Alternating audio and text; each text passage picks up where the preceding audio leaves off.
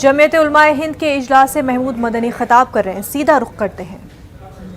अगर ये मजबूत हो तो इंडिया मजबूत हो, इसको समझना होगा, बिरादरान वतन को समझना होगा। इत्तेफाक से अभी दौर चला है मीडिया में मुकाबले का, कितना न्यूज को कितना सेंसेशनलाइज किया जा सकता है, इसका मुकाबला हो रहा है। अब आपके जुमले, मेरे जुमले पूरे के पूरे सही सही या बिगाड़ के कैसे खड़ा किया जाए, इसका मुकाबला चल रहा है।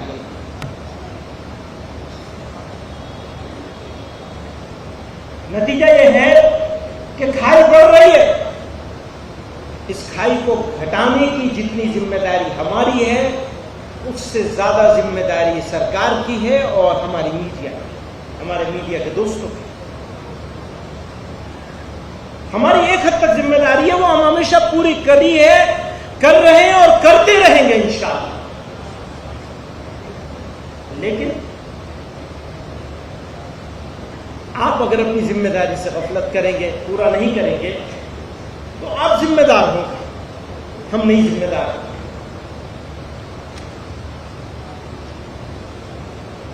बुजुर्गों और दोस्तों, आज पहली नशिस्ती है। इंशाअल्लाह हम शाम को भी आपके साथ बैठेंगे, कल सुबह भी बैठेंगे इंशाअल्लाह, नए इरादों के साथ, काम को पूरी ताकत के साथ करने की नीयत के साथ। याद रखिएगा, पहला काम शुरू होता है नीयत से। आप नीयत करेंगे कि हां काम करना है, आराम नहीं करना है। मैं हमेशा अपने दोस्तों से कहता हूं कि मैंने अपने वालिद रहमतुल्लाह अलैह को अपने घर में मेहमान की तरह देखा, अपनी जिंदगी तज दी थी। मौलाना सिद्दीकुल्लाह साहब कल वर्किंग कमेटी में कह रहे थे कि तुम सफर नहीं करते हो। अब मैं उन्हें क्या बताऊं, यह सही है मैं सफर नहीं करता हूं क्योंकि नाकारा आदमी हूं। उन्होंने तो अपनी जिंदगी सफर में गुजार दी।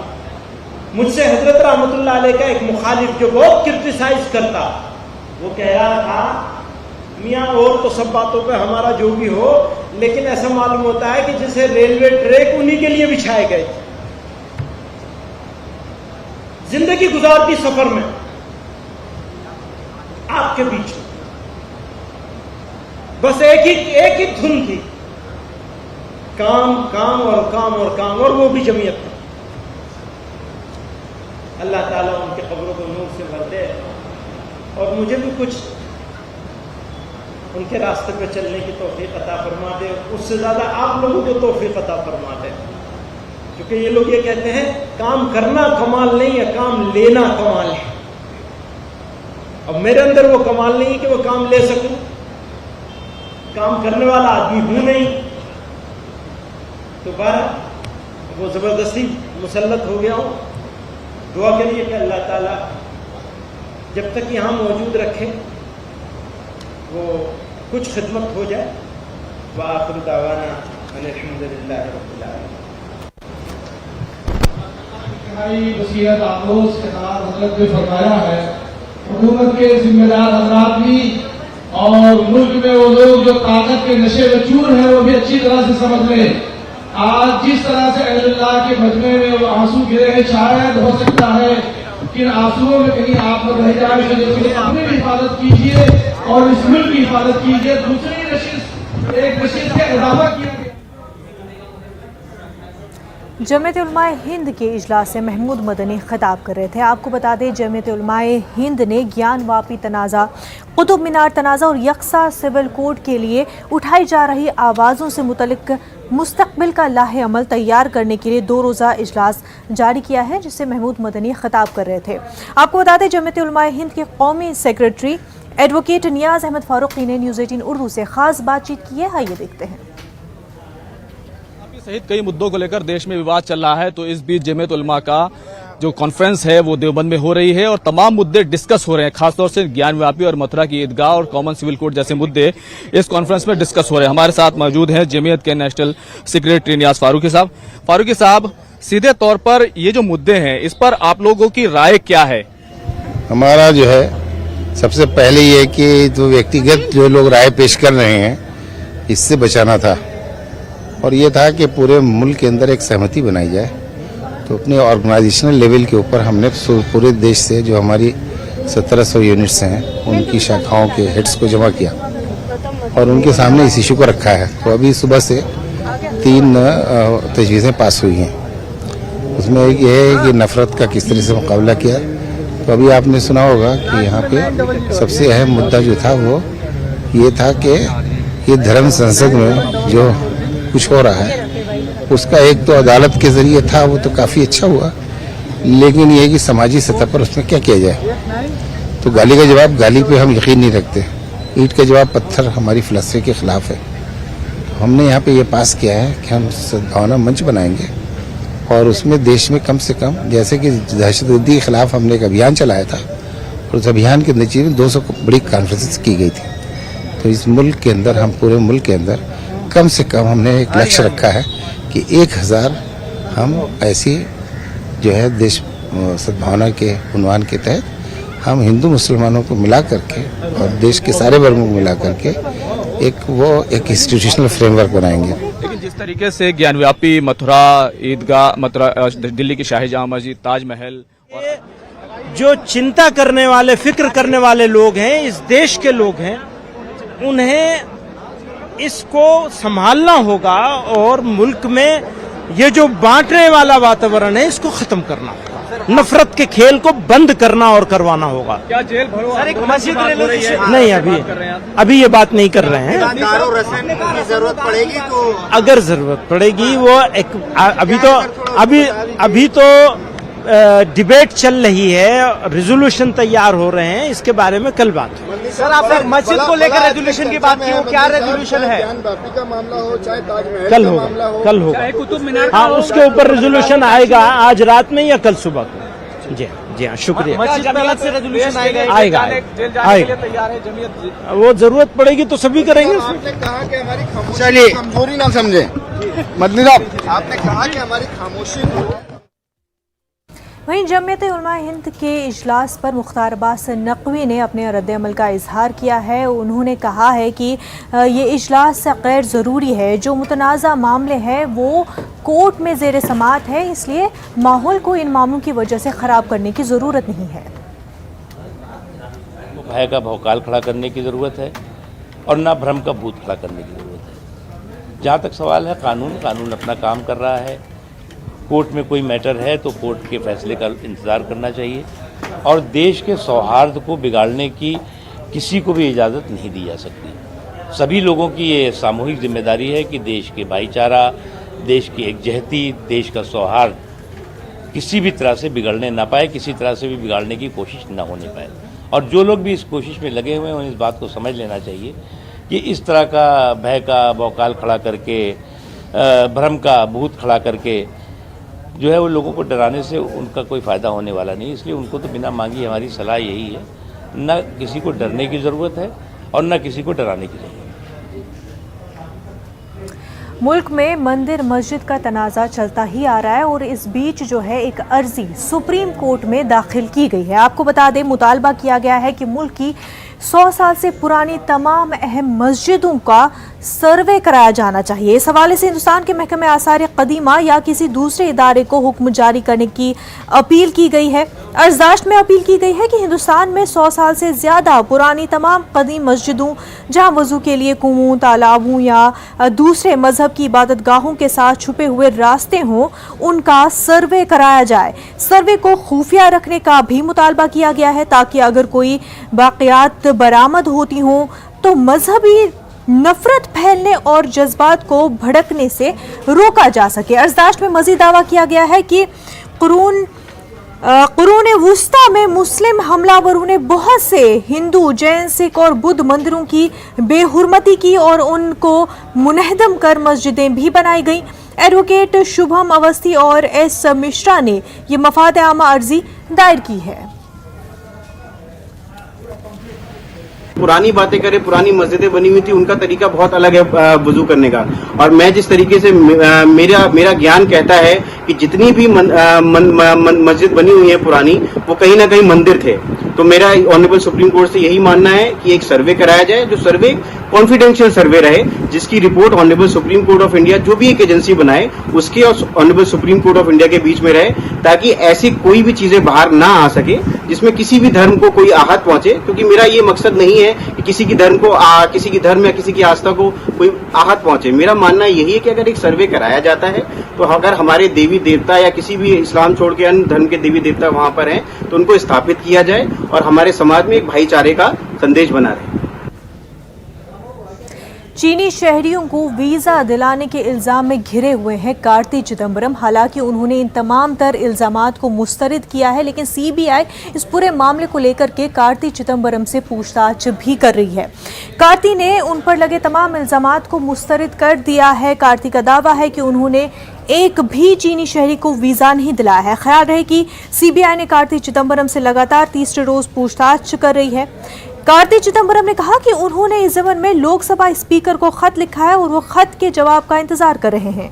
वाज़ेह रहे, कार्ति चिदंबरम ने लोकसभा स्पीकर ओम बिरला को सीबीआई की पूछताछ के बारे में खत लिखते हुए मरकजी जांच एजेंसी की कार्रवाई को पार्लिमानी इस्तेहकाक की संगीन खिलाफ वर्जी करार दिया है।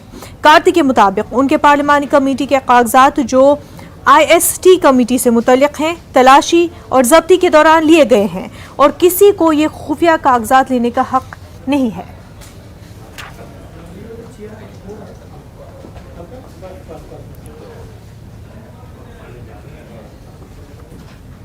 वजीर आजम नरेंद्र मोदी ने गुजरात में खिताब किया। आपको बता दें, गुजरात के राजकोट में एक रैली से वजीर आजम नरेंद्र मोदी ने खिताब किया, जहां उन्होंने कहा कि गुजरात के लोगों ने मुझे बहुत कुछ सिखाया है। इस दौरान पीएम मोदी ने पिछले 8 सालों में किए गए कामों का भी जिक्र किया। उन्होंने कहा कि 8 सालों में हमने किसी हिंदुस्तानी को झुकने नहीं दिया। 8 साल में गलती से भी ऐसा कुछ नहीं होने दिया है, न ऐसा कुछ किया है जिसके कारण आपको या देश के किसी नागरिक को अपना सर झुकाना पड़े। सबका साथ, सबका विकास, सबका विश्वास और सबका प्रयास, इस मंत्र पर चलते हुए हमने देश के विकास को नई गति दी है। वक्त हो गया एक छोटे से ब्रेक का, जल्द होंगे हाजिर।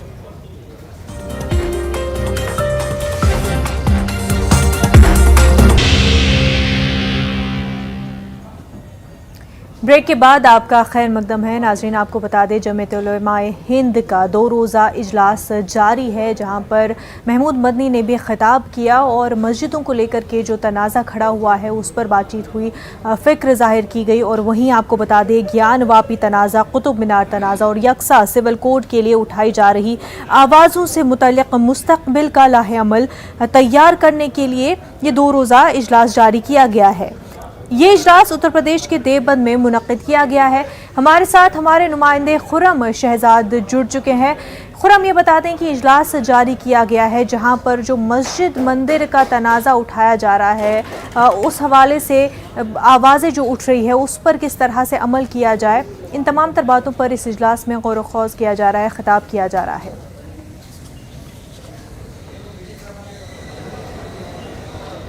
देखिए, बिल्कुल ये 2 रोज़ा इजलास है जो देवबंद में हो रहा है जमीयत उलमा महमूद मदनी ग्रुप की तरफ से, और ये खुसूसी इजलास है, यानी कि ये कोई सालाना इजलास नहीं है बल्कि खुसूसी इजलास है जो मुल्क के हालात को लेकर यहाँ पर बुलाया गया है। अभी मौलाना महमूद मदनी ने अपने स्टेज से खिताब किया है। उन्होंने कई बातें इंपॉर्टेंस तौर पर कही है। उसमें उन्होंने ये भी कहा है कि देश की आज़ादी के लिए जमीयत ने पहले कुर्बानियां दी हैं, लोग जेल गए हैं। उन्होंने कहा है अगर जरूरत पड़ी तो जमीयत के जो लोग हैं वो जेल जाने के लिए तैयार रहें। जरूरत पड़ी तो उन्होंने हालांकि ये लफ्ज जरूर जोड़ा है, लेकिन साथ ही साथ जहां ज्ञानव्यापी मस्जिद का मामला है, मथुरा की शाही ईदगाह का मामला है, ये तमाम मामलों पर कुछ शाम के वक्त रेजोल्यूशन आएगा और उस पर साफ तौर पर, वाज़ेह तौर पर उस वक्त बात होगी। लेकिन अभी तक जिस तरीके से जमीयत के सेक्रेटरी मौलाना नियाज अहमद फारूकी, जो सीनियर एडवोकेट हैं सुप्रीम कोर्ट के, उनसे हमारी बातचीत हुई, उन्होंने साफ तौर पर यह कहा था कि ज्ञानव्यापी और ये जो तमाम इश्यूज उठाए जा रहे हैं, इसमें अगर खुदाई की जाती है तो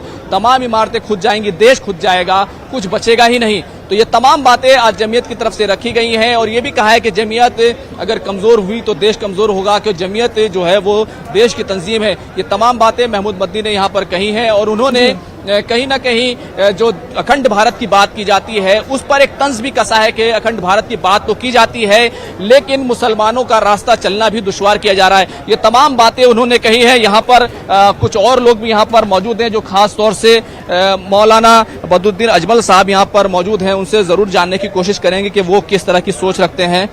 मौलाना कैसे हैं? अभी मौलाना ने काफी सारी बातें कही और ये कहा कि देश, मौलाना महमूद मदनी ने खास तौर से कहा कि अगर जरूरत पड़ी तो जेल जाने के लिए भी जमीयत के लोग तैयार हैं। मौलाना हुसैन अहमद मदनी, तमाम लोग जो है वो जेल जा चुके हैं। आप कैसे देखते हैं? भाई वो हमारा सदर मोहतरम है, अगर उन्होंने कोई बात कही तो जमीयत उलमा का एक एक बच्चा उसका पालन करेगा। बस अखंड भारत को लेकर के उन्होंने सवाल उठाया, कहा कि अखंड भारत की बात तो की जाती है लेकिन देश के मुसलमानों का रास्ता चलना मुश्किल कर दिया गया है। खासतौर से आसाम में हम देख रहे हैं मदरसों को लेकर के काफी सियासत जो है, राजनीति हो रही है।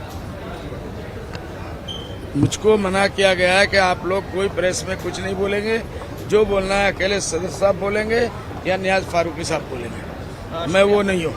शुक्रिया मौलाना। तो फिलहाल बिल्कुल, तो ये मौलाना बदरुद्दीन अजमल थे जिन्होंने साफ तौर पर कहा कि जमीयत का एक एक जो फर्द है वो जो मौलाना महमूद मदनी कह रहे हैं उसके रास्ते पर चलने के लिए तैयार है। और खासतौर से अभी फिलहाल जो विवादित मसले हैं, मुतनाज़ मसले हैं, खासतौर से जो ज्ञानव्यापी का मसला हो या फिर मजहबी मकामात का मसला हो, उस पर जो जिस तरीके से नियाज फारूकी साहब की तरफ से कहा गया है कि 1991 का जब एक्ट आ गया, यानी कि 15 अगस्त 1947 को जो हालात थे, जो जिस तरीके से जो मजहबी मकामात की जो सूरत हाल थी उस पर बने रहना चाहिए। तो ये तमाम बातें यहाँ पर कही गई हैं। ये इजलास 2 दिन तक जारी रहने वाला है और मैं आपको बता दूं कि इस इजलास के अंदर जहाँ मजहबी मकामात का मसला डिस्कस होने वाला है, एक रणनीति, एक हिकमत अमली तय होने वाली है, साथ ही साथ कॉमन सिविल कोड का भी एक इशू यहाँ पर मजबूती के साथ यहाँ पर रखा गया है। और यही वजह है कि जमीयत के लोग हैं वो पहले कुछ नहीं कहना चाहते जब तक रिजोल्यूशन जब तक पास ना हो जाए। तो इस तरीके से ये पूरा यहाँ पर बातचीत हो रही है। और अहम बात यह है कि अब तक जो रेजोल्यूशन पास हुए उसमें अहम तरीन रेजोल्यूशन यह है कि जमीयत सद्भावना मंडप के तहत 1000 से ज्यादा प्रोग्राम जो है वो करने वाली है। तो फिलहाल बहुत सारे लोग यहाँ पर आए हुए हैं, जमीयत के जो है सैकड़ों जो कारकुनान है, जो आपको पूरा हॉल दिख रहा है, अभी आपको भले से कुर्सियां खाली दिख रही हो लेकिन थोड़ी देर पहले तमाम कुर्सियां यहाँ पर भरी हुई थी। और कहीं ना कहीं जमीयत के जो तमाम लोग हैं वो ये जरूर कह रहे थे कि वो आगे चलने के लिए तैयार हैं और जो भी लाएमल तय किया जाएगा उस पर बातचीत करने के लिए वो तैयार हैं। तो यहाँ पर मौलाना नियाज अहमद फारूकी हमारे साथ जुड़ रहे हैं। मौलाना, आप हमारे साथ लाइव हैं, हमें ये बताइए कि आप लोग तमाम मुद्दों पर बात करने से क्यों पीछे हट रहे हैं? क्या जेल भरो आंदोलन होने वाला, जिस तरह से जरूरत पड़ने की बात मौलाना महमूद अहमद मदनी ने कही? देखिए, हम एक तो किसी मुद्दे से पीछे नहीं हट रहे, हम तो सारे मुद्दे उठाकर आपके सामने लाए हैं। तो ये बात गलत है, हम सारे मुद्दों पे बात कर रहे हैं। आपने देखा होगा इतना खुला हुआ अधिवेशन अभी आपने जमीयत का नहीं देखा होगा ना। यहाँ पर सब लोगों को पूरी तरह एक्सेस है, किसी से आप कोई सवाल पूछ सकते हैं और यहाँ पे बात की जा रही है। रहा मसला इसका कि जेल भरो की बात है, तो ये भी कोई तजर्बे की बात नहीं है। जमीयत ने जेल भरो आंदोलन चलाए हैं और यही बात कही गई है, ज़रूरत पड़ेगी तो ज़रूर चलाएंगे, लेकिन बगैर ज़रूरत के क्यों? अभी उन्होंने यही बात कही कि न डरने की ज़रूरत है, न भड़काने से भड़कने वाले हैं। लेकिन जो हम ये राय ले रहे हैं जिसमें थोड़ी बहुत नरमी नज़र आ रही है कि हम दोस्ती और मोहब्बत की बात कर रहे हैं, उसे ये नहीं समझा जाए कि हम डर रहे हैं। ईडी से डरते हैं लोग और डरने की ये किया जा रहा है और बहुत सारे लोगों को जेल में डाला जा रहा है, किसी की यूनिवर्सिटी तोड़ी जा रही है, किसी के मकानात तोड़े जा रहे हैं। सब हो रहा है इस मुल्क में, लेकिन हम डरने वाले नहीं हैं। जिस तरीके से मौलाना मदनी ने बात की कि अखंड भारत की बात होती है, तो अखंड भारत की बात करना क्या गलत है? क्या उसमें मुसलमानों को भारत की बात अगर हो रही है तो अखंड सब लोगों को होना चाहिए ना। आप एक कम्युनिटी को अलग कर देंगे तो अखंड कहाँ हो जाएगा? खंड तो बनेगा। तो खंड तो आपने पाकिस्तान बना दिया। अब अगर अखंड की बात करनी है तो पहले पाकिस्तान क्यों बना? क्योंकि आपने अलग अलग किया, डिवाइड एंड रूल को एक्सेप्ट किया। अब प्लीज अब तो अपनी पास को देखिए और ये देखकर समझने की कोशिश कीजिए कि ये अखंड भारत कैसे बनेगा। अखंड भारत जब ही बन सकता है जबकि भारत के लोग अखंड होंगे। जब तक भारत के लोग ये मुख्तलिफ समुदाय के बीच में विवादित ये माहौल रहेगा, हम ज़मीनें कभी इकट्ठा नहीं हो सकती। ज़मीन तो हमेशा बांटते हैं लोग, वरना अल्लाह ने जैसी ज़मीन बनाई है तो सब अपनी अपनी यहाँ पर एक हिस्सा उसकी नेचुरल तकसीम है, कहीं दरिया से कहीं पहाड़ से। तो लेकिन हवाओं को और आसमान को तो नहीं बांटा जा सकता। इसी तरह से हम समझते हैं कि जैसे हवाओं और आसमान को नहीं बांटा जा सकता, इस देशवासियों को अब नहीं बांटा जा सकता। आप कोशिश कर लीजिए, इतना करना चाहिए। शुक्रिया। तो ये थे नियाज अहमद फारूकी जो बता रहे थे कि किस तरीके से मुसलमानों के बगैर जो है भारत अखंड नहीं हो सकता, क्योंकि ये बड़ा सवाल महमूद मदनी ने अपने भाषण में, अपने खिताब में ज़रूर उठाया था और उन्होंने साफ तौर पर यह कहा है कि देश का मुसलमान जो है, जमीयत के जो लोग हैं, अगर उनकी खामोशी को यह समझा जाता है कि वो डर गए हैं या कमज़ोर हो गए हैं, तो ये सब्र है और सब्र जो है वो ताकत की बात होती है और जमीयत को ताकत देने की बात उन्होंने कही है। तो फिलहाल जमीयत का जो अधिवेशन है, जो कॉन्फ्रेंस है, वो शाम को भी होने वाला है और कल भी होने वाला है और अहम तरीन जो मुद्दे हैं, खासतौर से ज्ञान वापी और मथुरा की ईदगाह या कॉमन सिविल कोड, ये जो मुतनाज़े मुद्दे हम इन्हें कह सकते हैं, मुतनाज़े मौज़ूआत कह सकते हैं, इन पर खासतौर से एक पुख्ता रेजोल्यूशन जमीयत लाने वाली है। अभी तक जो जिस तरह की जानकारी सामने आई है उसमें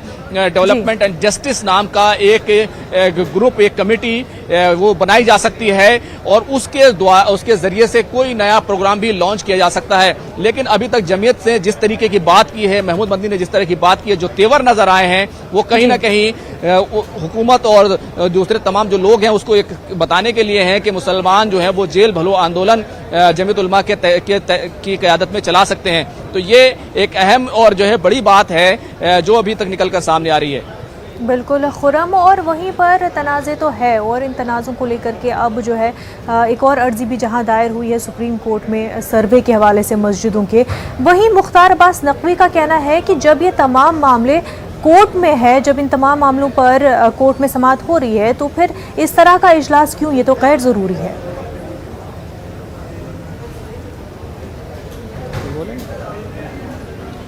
बिल्कुल, देखिए दरअसल अब तक सरकार का जो एक तरीके से मौक़िफ़ रहा है कि जो अदालत में है उस पर बात करने से बचा जाए, लेकिन अब तक अगर हम देखें तो मुस्लिम तंजीमों की तरफ से जो इल्ज़ामात लगाए जाते रहे हैं, जो बातें उठाई जाती रही हैं, उसमें साफ तौर पर यह है कि हुकूमत की शह पर यह किया जा रहा है, क्योंकि कई ऐसी चीज़ें समझ में आती हैं जो भारतीय जनता पार्टी के लीडरांस की तरफ से जिस तरह की बयानबाजी होती है, जिस तरह से अभी बयानबाजी लगातार कॉमन सिविल कोड को लेकर उत्तराखंड में हो रही है कि कमेटी की रिपोर्ट पेश होने वाली है, ये तमाम बातें हैं जिसकी वजह से जो मुस्लिम समुदाय है, जो मुसलमानों का तबका है, उसके अंदर ये एहसास पैदा होता है ये इसकी कहीं ना कहीं पुष्ट पनाही हो रही है। ये तमाम बातें अपनी जगह, लेकिन सीधे तौर पर हुकूमत अदालत में जब तक कोई अपना एफिडेविट पेश नहीं कर देती या कोई अपना हलफनामा पेश नहीं करती, तब तक नहीं माना जा सकता कि वो इस मामले में सीधे तौर पर मुलव्विस है। लेकिन बहुत सारी चीज़ें ऐसी होती हैं जिनके लिए शायद शवाहिद की इतनी ज़्यादा ज़रूरत नहीं होती है, एहसास की ज़रूरत होती है,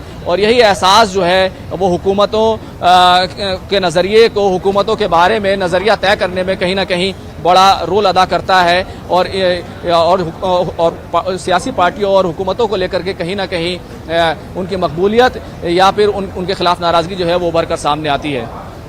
बिल्कुल खुरम, और जिस तरह का माहौल बना हुआ है और लगातार एक के बाद एक जो हम देख रहे हैं मस्जिदों के हवाले से अर्जियां दायर होती हैं और उस पर जिस तरह का माहौल बनता है, इस हवाले से तंजीमों को भी कहीं ना कहीं लगता है कि आगे बढ़कर इस पर कोरखोज होना चाहिए, रेजोल्यूशंस पास होने चाहिए। जमीयत का 2 दिन का इजलास जहाँ पर कई तरह के रेजोल्यूशंस पास होंगे। खुरम, बेहद शुक्रिया आपका।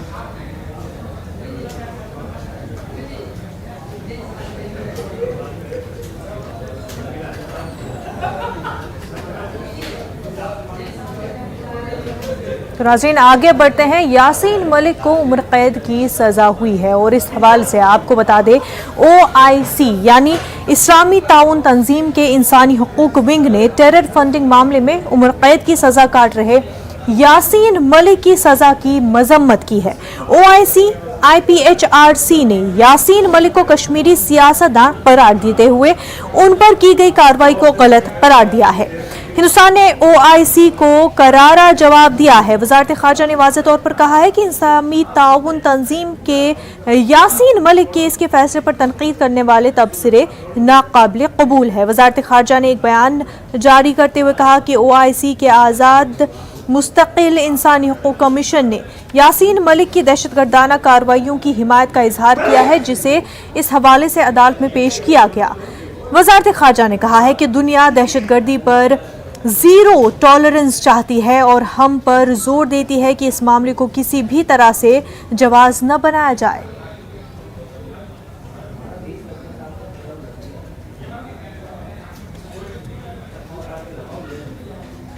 मुल्क की खिदमत करना हर शहरी का ख्वाब और फ़र्ज़ है। बहुत से नौजवान हिंदुस्तानी फ़ौज में भर्ती होने का ख्वाब देखते हैं। ऐसे में मुल्क के नौजवानों को टूर ऑफ ड्यूटी के तहत ये मौका देने का अमल जारी है। अब इंडियन आर्मी, नेवी और एयरफोर्स में सिपाहियों की भर्ती टूर ऑफ ड्यूटी के तहत की जाएगी। इसमें यह शर्त रखी गई है कि टूर ऑफ ड्यूटी के तहत नौजवानों को 4 साल के लिए फौज में भर्ती किया जाएगा। ताहम टूर ऑफ ड्यूटी यानी अग्निपथ स्कीम के तहत तीनों खिदमात फौज, बहरिया और फ़ज़ाइये में भर्ती के नए निज़ाम में कुछ तब्दीलियाँ तजवीज़ की गई हैं।